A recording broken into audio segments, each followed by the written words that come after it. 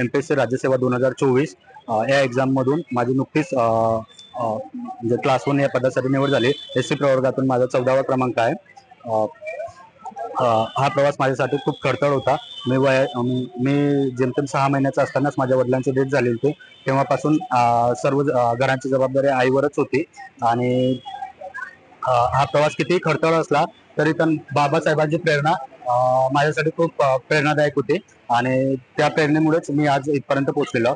समाजातील युवकांना माझं एक सांगणं आहे की कोणतीही गोष्ट अशक्य नाही। जर आज आम्ही मामा भाचे इथपर्यंत पोहोचू शकतो, कितीही खडतर कितीही कठीण परिस्थिती असताना, तर तुम्ही पण इथे पोहोचू शकता।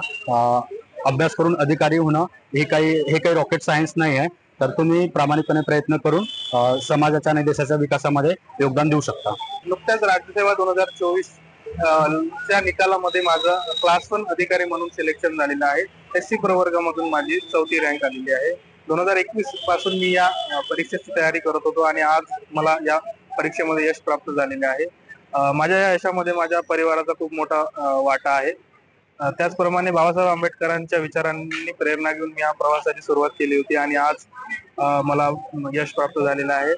माझ्या समाजातील युवकांना मी एवढंच म्हणजे त्यांना आवाहन करू इच्छितो की समाजाच्या सर्वांगीण विकासासाठी आपण प्रयत्न करण्याची गरज आहे। बाबासाहेबांचा तोच संदेश आपण त्याचे पालन करूया आणि प्रशासनामध्ये जे काही पदावर मला पदभार मिळणार आहे त्या पदाचे कर्तव्य पार पाडण्याचा मी निष्ठापूर्वक प्रयत्न करणार।